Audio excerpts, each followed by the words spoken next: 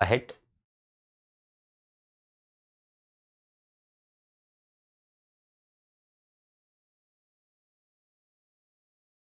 Okay, fine.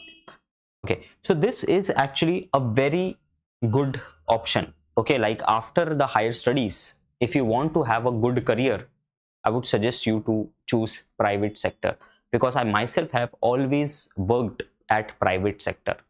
Okay, all my past companies from Amazon to Dream11, every company that I've worked with was in the private sector, and I am really very happy with my choices. Okay, because private sector is very organized, it is very efficient, and it also gives you good career opportunities. Okay, so here the sectors that you can look forward to is semiconductor, IT, automobile sector, which is like EV. Okay, data science, aerospace, robotics, civil infra, energy, and software. Again, software, IT, okay, these are very much related. So this has more to do with the development part, and this is more about the AI and data science part. Okay, now what is the impact of AI in this particular sector? What do you think? Like, I would like to know from you guys. What do you think? What is the impact of AI in this sector? Is it positive? Is it negative? What according to you is the impact?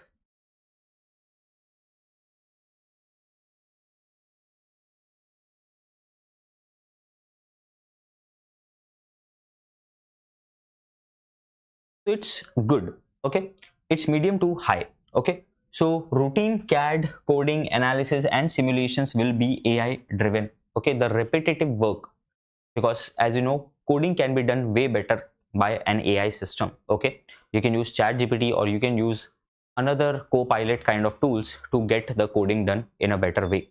Okay, but human engineers will still be needed for design, innovation, troubleshooting, integration, and ethical decisions. So I would categorize it as wherever there is creativity involved.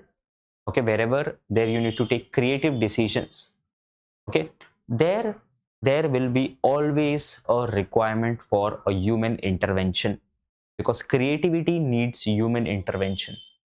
Okay, so wherever the decision making is about creativity, okay, always human intervention would be there.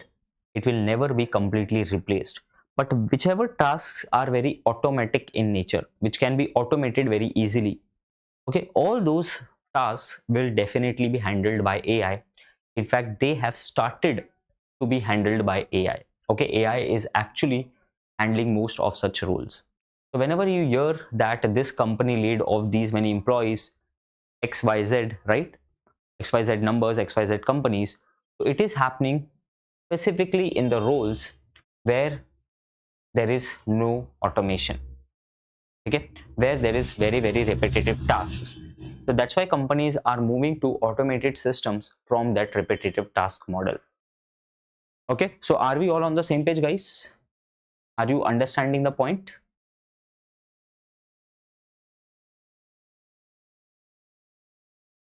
Okay, I hope so. If you are targeting the private sector, which is the research and development side, more towards the development part, okay, having a career in AI is really a great thing to have. Okay, it's a good option to have. Okay, moving ahead. Okay, the academia or the teaching side, again, it's a very good field to be in. Okay, so with MTech PhD you can go for teaching and research positions. Okay, obviously, because when you have done higher studies from a very reputed institute, you stand out among a group of people who can handle this skill very well, who can contribute to the teaching side or the academia side very well. Okay, so you would always be someone that the companies would prefer, that the institutes would prefer. Okay, and this is a good way to give back to the society as well, because you have so much knowledge, so much wisdom that you can share with others. Okay, what is the impact of AI here? Okay, it is very low. Okay, because teaching will adapt AI tools, but professors and researchers will remain essential. So you can use AI to teach better. You can use AI to create teaching material. You can use AI to enhance the styling of the teaching material. But delivery or explanation, would always require a good professor, would always require skills. Okay, so that's why this is a field where the instructors, where the academic professors would always be in demand, because as you can see that they have that experience, they have the experience of human interactions, they know the human psychology. Okay, they have so much years of teaching and explaining, teaching and learning and knowledge experience, right? So that is not that much easily replaced by any AI. So this is a very good place to be in because it is very low risk. Okay, so the impact of AI is very, very low.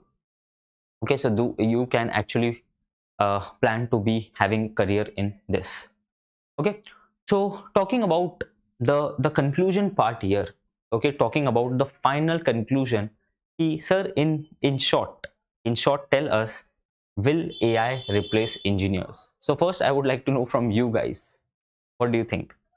According to you, will AI be replacing engineers? Come on, like let's have a conclusion together rather than me imposing a conclusion on you.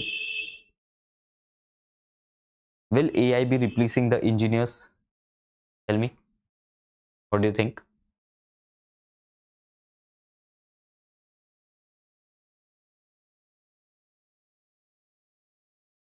Will AI be replacing the engineers? The answer is no.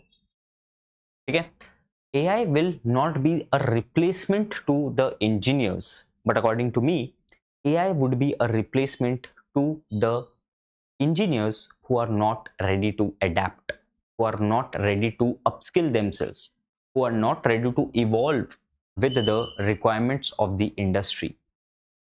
Is my point clear? So the final answer, the final verdict is no, it's not going to replace humans. Okay, but humans can use or leverage AI to better output, to give better output. Okay, so AI will automate routine analysis, basic design, drafting and coding and simulations, obviously. Okay, there is no doubt, there is no doubt that AI is going to automate and replace these jobs, right? Engineers will shift to supervising AI, validating results, designing systems, and solving complex and real world problems. Okay, so as I said, that wherever the creativity element is required, okay, wherever you need to add your experience, okay, whichever field is driven by creativity, okay, there human intervention cannot be avoided. Okay, so AI will not, okay, my final answer is that AI will not be replacing those jobs, those fields, okay, where creativity is involved, where experience is involved, where decision making is involved. Okay, but AI will definitely replace the automation, the routine related tasks.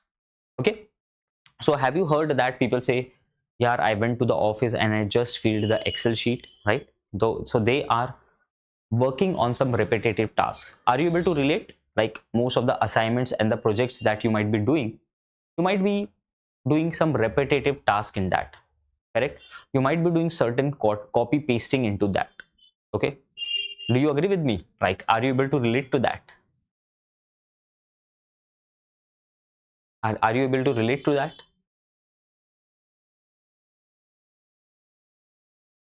Okay, so such ways, okay, in such ways you will have to avoid, okay, you will have to avoid the repetitiveness and you will have to bring in the creativity there.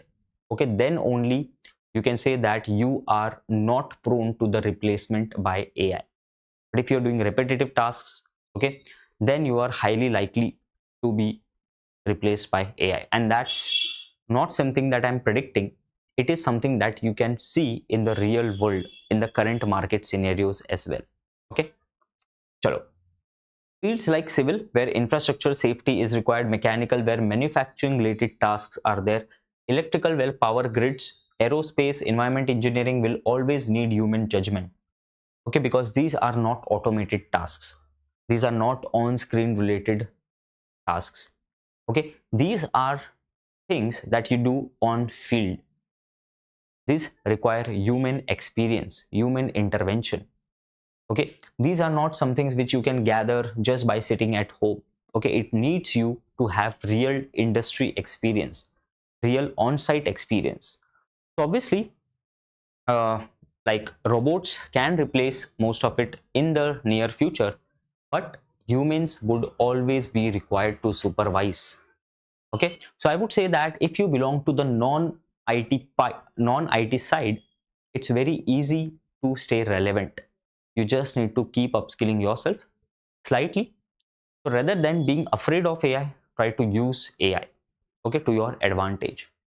And finally, software engineers doing only the basic coding are more vulnerable than engineers in hardware, core sectors, or interdisciplinary fields.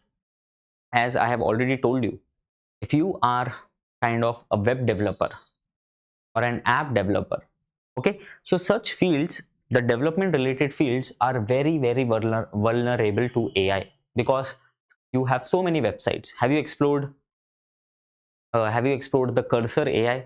Like, have you explored the Lovable for website creation? So many such tools, many such websites are there which are no code platform, where you can just write a simple prompt and you can get the tasks done. Okay, so these basic coding related things, these basic development related fields will very easily be replaced by AI. Okay, but the tasks which require creativity, the tasks which require experience, domain knowledge, like data science, like machine learning, like classification, regression, time series forecasting, recommendation systems, all these would still require very experienced individuals. Okay, so yeah, that's the final thing from my side, guys. Okay, I tried to keep it short because yeah, there are some live classes as well which you should attend. Okay, so my final verdict here would be that don't be afraid of AI. AI is not your enemy, it's your friend. Okay, so try to be with AI, try to be a friend to an AI, and try to leverage AI to move ahead. Because there's a very famous saying that AI is not going to replace jobs, but it is going to, AI is not going to replace people, but it is going to replace the ones who are not upskilling or who are not using AI to do their work. Okay, so this is my final conclusion, that you need to use AI, you need to leverage AI rather than being afraid of AI. So yeah, thank you so much, friends. With this, I would like to conclude this session. I hope that it added value to you. Please let me know in the comment section what all topics you are looking forward to have some guidance from us, and we will bring that to you as always. So do let me know what were your learnings from this session. And with that, I would conclude. Thank you so much, and I wish you all the very best. Goodbye.